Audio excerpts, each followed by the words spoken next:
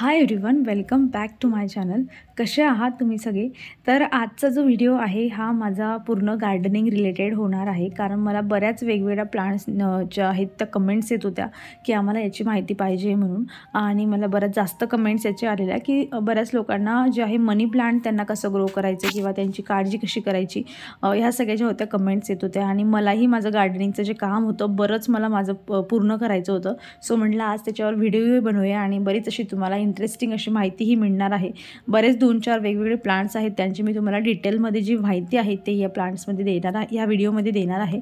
तर हे तुम्ही बघू शकता, ही जी येलो कलरची कुंडी आहे याचे जे म्हणजे मी एक छोटीशी कटिंग आणली होती आणि त्याने मी बऱ्याच कुंड्या बनवलेल्या आहेत. आणि हे जो आता मी जी प्लांट आता कट करणार आहे, हा जो वेल आहे, ॲक्च्युली जेव्हा मुंबईला होती ना तेव्हा मी इथून कटिंग घेऊन गेली होती आणि तिथे त्या कटिंगने मी लावले होते. पण काय होतं तर तिथे एकदम म्हणजे पावसाळ्यात एकदम ह्युमिड वातावरण असतं, त्यामुळे मनी प्लांट खूप छान ग्रो करतं पावसाळ्यामध्ये.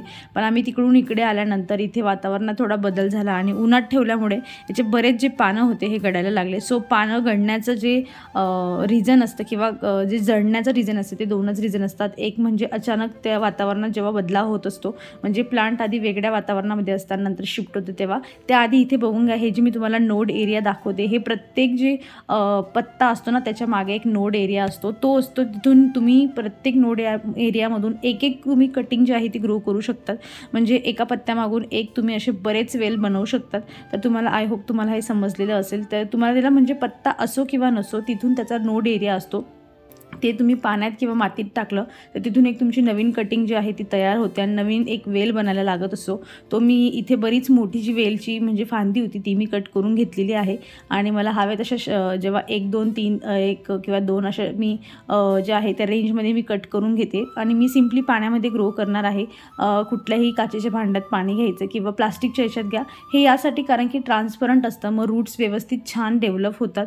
आणि हे जे पाणी आहे ते तुम्ही आठवड्यामधून ॲटलिस्ट 2 वेळा तरी तुम्हाला चेंज करायचं आहे. सो मी इथे मला जसं हवं आहे 1चा सेट 2चा सेट तसं मी इथे कट करून घेत आहे. सो जे पत्ते खराब व्हायचं रिझन असतं ते हेच असतं की आपण पाणी कमी जास्त देत असतो. जे मनी प्लांट असतं त्याला जी पाण्याची गरज असते ना, म्हणजे त्याला मॉइश्चर नेहमी पाहिजे असतं. खूप जास्त माती कधी सुकू देऊ नका. म्हणजे तुम्ही कुठे बाहेरगावी जाताय वगैरे तेव्हा ठीक आहे, पण असं तुम्ही कुठेही म्हणजे जे काही अशी पत्त्यांची पानं असतात ज्यांच्या पत्त्यांमध्ये पाणीच नाही ना, त्यांना नेहमी पाणी लागत असतं. फक्त जसं की तुम्ही जेट प्लांट बघितलं, त्याचे पत्तं तुम्ही जर कट केलं तर त्यामध्ये पाणी असतं म्हणून त्यांना कमी पाणी लागतं आणि ते कमी पाण्यामध्ये सर्वाईव्ह करून घेतात. पण असे बाकी जे काही प्लांट्स आहेत सगळ्यांना पाणी पाहिजे असतं. सो माती जास्त सुकू देऊ नका, जेणेकरून तुमचे पाण्याच्या प्रॉब्लेममुळे कधीही तुमचं प्लांट खराब होणार नाही. आणि जेव्हा त्याची वरची लेअर सुकते ना तेव्हाच पाणी द्यायचं, म्हणजे जास्त पाणी होत नाही आणि कमी पाणी होत नाही. आणि हे माझं मनी प्लांट जवळजवळ 1.5-2 वर्षापासून असंच मी त्याला बॉटलमध्ये ठेवलेलं आहे आणि अजूनही ते फक्त पाण्यामध्येच ग्रो करतं आहे. आणि नेहमी लक्षात ठेवा, मॅक्स टू मॅक्स आठवड्यातून एकदा तरी तुम्हाला पाणी त्यातून चेंज करायचंच आहे. प्रत्येक वेळा तुम्हाला बाहेर काढून रूट्स वॉश करण्याची गरज नाही आहे. जस्ट तुम्ही त्याला थोडं म्हणजे महिन्यातून तरी जरी रूट्स वॉश केल्या तरी देखील चालतं. यामध्ये जी माती होती ती माझी खाली जसं आपण पाणी टाकतो तशीच ही खाली जात होती, म्हणून म्हटलं यात थोडी अजून माती भरावी. आणि फर्टिलायझर याला तुम्ही घरी होममेड फर्टिलायझर जे असतं, बनाना ऑरेंज फील फर्टिलायझर, हेही तुम्ही देऊ शकतात. किंवा मग NPK तुम्ही त्याचं जे पाणी आहे ते स्प्रे करू शकतात, पण घरच्या घरी दिलं तरी देखील, कारण मनी प्लांटला खूप जास्त फर्टिलायझरची गरज नसते. एक चांगली जी सॉईल असतं त्याच्याने ते खूप छान ग्रो करतं. आणि स्नेक प्लांट तुम्ही बघत आहात, म्हणजे स्नेक प्लांट मला आधी पत्त्यापासून ग्रो करता येत नव्हतं, पण मी आता माझ्याकडे जे काही मी कटिंग्स लावल्या आहेत ह्या सगळ्या मी पाण्यामध्ये ठेवल्या आहेत आणि खूप छान ग्रो केलेल्या आहेत. त्यातून नवीन जे आहे त्यांची ब्रांच पण यायला सुरुवात झालेली आहे, तुम्ही बघू शकतात. आणि बाकीच्यांमध्ये अजून आलेलेही नाही, म्हणजे प्रत्येकाचा जो ग्रोथ टायमिंग असतो हा वेगवेगळा असतो. तर सगळ्यात आधी सांगायचं हे म्हटलं, तुम्ही जर अशी स्नेक प्लांटची कटिंग लावत असाल तर त्याला आधी कटिंग केल्यानंतर ना तुम्हाला जसे काही त्याचे तुकडे पाहिजेत तसे करून घ्या, पण खालचा खाली आणि वरच्या वर हे लक्षात ठेवायचं. आणि 2 दिवस ही कटिंग अशीच बाहेर पडू द्या आणि मग नंतर पाण्यात टाका आणि तेव्हा तुमचे रूट्स यायला लागतील. आपण काय करतो, कटिंग घेतो आणि डायरेक्ट पाण्यात ठेवतो, मग ती सडायला लागते. स्पेशली स्नेक प्लांटसाठी सांगते मी. सो तिला 2 दिवस बाहेर ठेवा आणि मग पाण्यात ठेवा, पण लक्षात ठेवा खालचा भाग खाली आणि वरचा भाग वर. आणि हे जवळजवळ मी 3 महिन्यापासून, म्हणजे इथे आल्यानंतर मुंबईला शिफ्ट झाल्यानंतर मी ही कटिंग लावली होती. आता 3 ते 4 महिने झाले असतील आणि आता कुठे त्यांना जे आहे आहे, नवीन त्यांची जी ग्रोथ आहे ती सुरुवात झालेली आहे. सो स्नेक प्लांट बेडरूममध्ये तुम्ही ठेवू शकतात. रात्रीच्या वेळेला खूप जास्त ऑक्सिजन जे असतं हे प्रोव्हाइड करत असतं. तर नक्की तुम्ही हे ॲड करा तुमच्या गार्डनिंगमध्ये. माझ्या नेहमीच ज्या सगळ्या ज्या हे असतात कटिंग्स असतात हे पाण्यातून ग्रो करणं ट्राय करत असते आणि पाण्यातून कधीही फेल होत नाही कटिंग. आणि हे लकी बांबूची एक व्हरायटी आहे. थोडी ब्रॉड असे त्याचे पत्ते असतात आणि तुम्ही बघू शकतात मी मागच्या वेळेस कट केलेला आणि जे काही छोट्या छोट्या गोष्टी असतात माझ्या व्हिडिओतून मी शेअर करत असते. तर तेव्हा जेव्हा मी त्या प्लांटला कट केलं होतं तेव्हा मी त्यांना या बॉटलमध्ये टाकलेलं होतं आणि त्यानंतर तुम्ही बघू शकतात त्यांची वर ग्रोथ स्टार्ट झालेली आहे. खाली रूट्स खूप छान आहेत आणि जस्ट पाणी तेवढं आपल्याला 4-5 दिवसातून चेंज करत राहायचं आहे. बाकी काहीही गरज नाही आहे. पाण्यात काही एक्स्ट्रा काही ॲड करायची गरज नाही आहे. सिंगोनियमसुद्धा पाण्यात खूप छान ग्रो करत असतं. जर तुम्हाला कुठूनही, आणि सिंगोनियमच्या बऱ्याच व्हरायटी असतात त्यामुळे तुम्हाला कुठूनही मिळाला तर तुम्ही ते घेऊ शकतात. आणि हे लकी बांबूची स्टिक होते, अशा 1-2 स्टिक माझ्याकडे, कारण ती ब्रांच खूप मोठी होत होती फांदी. सो मी त्यांच्या छोट्या छोट्या खालच्या स्टिक कट करून त्याही पाण्यात ठेवल्या होत्या. त्यांनाही रूट्स आले आणि त्यांच्यामधून आता नवीन जे आहेत ब्रांचेस यायला सुरुवात झालेली आहे. सो तुम्ही सिंगोनियमही अशा वेगवेगळ्या ज्या व्हरायटी असतील त्या तुम्ही पाण्यात ग्रो करू शकतात, घरात ठेवू शकतात. बेडरूम, किचन हवं तिथे तुम्ही ठेवू शकतात. कारण की सिंगोनियम असलं किंवा मनी प्लांट असलं हे सगळे इंडोर प्लांट्स आहेत, त्यामुळे ना खूप जास्त उन्हाची गरज नसते, फक्त ब्राईट लाईट पाहिजे असते. त्यामुळे नक्की अशा वेगवेगळ्या प्लांट्समध्ये तुम्ही अशा पद्धतीने पाण्यामध्ये ग्रो तुम्ही करू शकतात. इथे आल्यापासून ना मी ॲक्च्युली काय झालं की म्हणजे मी आता हे सगळं आवरायला घेतलं आणि हे ब्रांच माझ्याकडून तुटली. खूप छान त्याचे बेबीज निघाले होते स्पायडर प्लांटचे आणि तुटले. माझी काहीही प्लॅनिंग नव्हती यांना म्हणजे लावण्याची, पण असं आता तुटले आहे. पण काही प्रॉब्लेम नाही, त्यांना अशा नोड एरिया असतात खाली, असं त्यांचा गुच्छा असतो आणि खाली त्यांना बारीक रूट्स असतात जे तुम्ही पाण्यात ठेवलं ना की त्या ग्रो करायला लागतात. मी बऱ्याच वेळा व्हिडिओमधून तुमच्यासोबत शेअर केलेलं आहे आणि आता ही तुम्हाला दाखवते मी की अशा पद्धतीने त्यांचे जे रूट्स आहेत बारीक बारीक असतात. म्हणजे जशी त्यांची ते जेवढे बेबीज असतात ना त्यावर डिपेंड असतं. थोड्या मोठ्या झाल्यात, अजून मॅच्युअर झाल्या, त्या रूट्स थोड्या मोठ्या असतात, पण हे अजून छोटे होते. तर मी अशा पद्धतीने पाण्यात ठेवायचं आणि नंतर जेव्हा त्यांचे रूट्स मोठे झाले की तुम्ही त्यांना मातीत लावून घेऊ शकतात. आणि राहिलं सॉईलचं, तर सॉईलमध्ये मी नेहमी काय करत असते की मी 50 म्हणजे 40% असं समजा की 40-30% मी कोकोपीट घेते, बाकी माती घेते आणि जसं पॉट असलं तसं मी त्याच्यामध्ये कंपोस्ट जे आहे ते मिक्सिंग करून टाकत असते.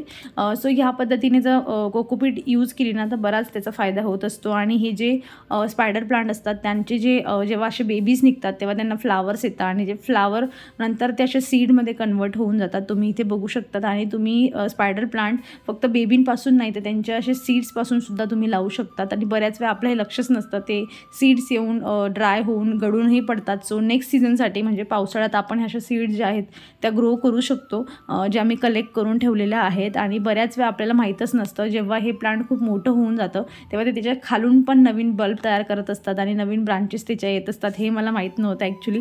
ही कुंडी लकीली खाली उतरवली म्हणून मला कळलं की याच्यात नवीन जे आहेत ते अजून त्यांच्या नवीन ब्रांचेस येत आहेत. तर मी तिथे अजून त्यांच्यामध्ये थोडी माती घालते आहे, कारण की आपण जेव्हाही पाणी देतो तेव्हा ते खाली ड्रेन आउट होऊन जात असतं.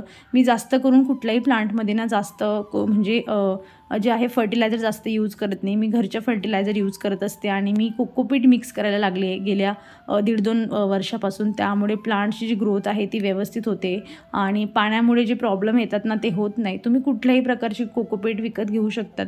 मी 5 किलोची ब्रिक्स घेतली होती जी मला 209 रुपयात मिळाली होती आणि बऱ्याच दिवस टिकते. माझी अजून ती म्हणजे तिचा अर्ध्यापेक्षा अर्धा हिस्सा अजून जो आहे संपलेला नाही आहे.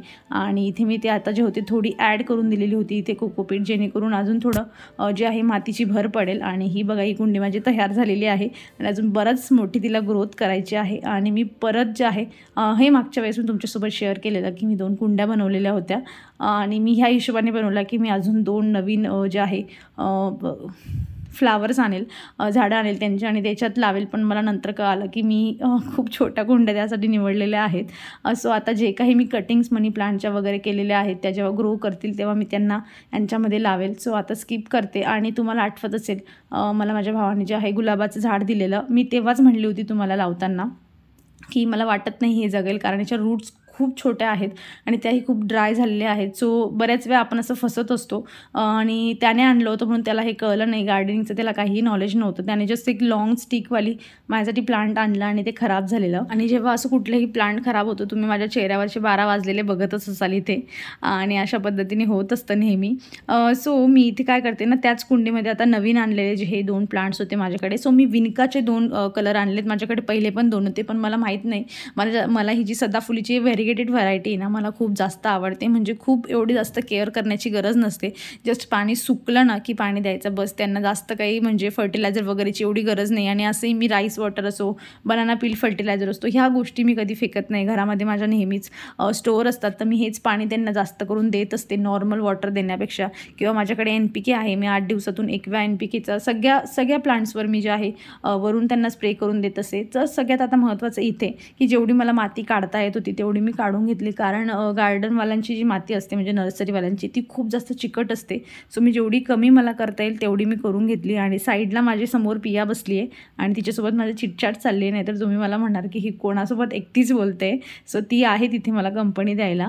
आणि आता जर दुसरं अजून एक जे होतं रोपटं आणलेलं तेही मी अशा कुंडीत लावून घेते. नेहमी खाली जे आहे ना ते नारळाच्या जे चुट्ट्या असतात त्या ठेवायच्या, जेणेकरून माती कधीही म्हणजे ड्रेन आउट छान होतं आणि जी आपला खालचा जो होल असतो कुंड्यांचा तो कधीही ब्लॉक होत नाही. त्यामुळे मी नेहमी जे चुट्ट्या असतात ना नारळाच्या त्या यूज करत असते.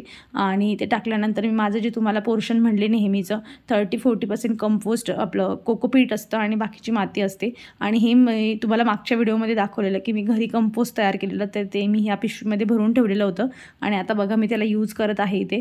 आणि फंजीसाईड म्हणजे जे फंगस वगैरे मातीमध्ये अटॅक व्हायला नको म्हणून त्याच्यासाठी जी राख असते मी नेहमी त्याचा यूज करत असते.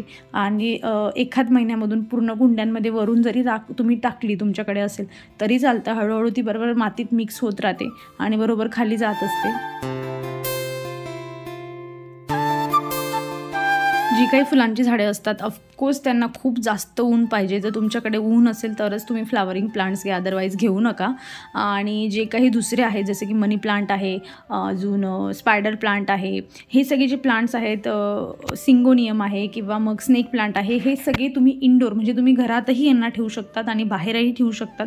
पण घरात हे खूप जास्त ग्रो करतात. घरात इन द सेन्स म्हणजे त्यांच्यावर ऊन नको पाहिजे, त्यांना ऊन एवढं जास्त नको आहे. आणि अशा ठिकाणी जर तुम्ही त्यांना ठेवताय तर ते खूप छान ग्रो करतात. त्यामुळे तुम्हाला घरात जरी ठेवायचे असले तुम्ही असे प्लांट घरात ग्रो करू शकतात.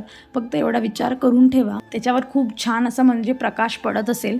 आणि माझ्या ह्या गॅलरीमध्ये सकाळचं ऊन होतं त्यामुळे आणि 10:30-11पर्यंत यांच्यावरचं ऊन सगळं चाललं जात असतं. त्यामुळे मी यांना म्हणून बाहेर ठेवत असते.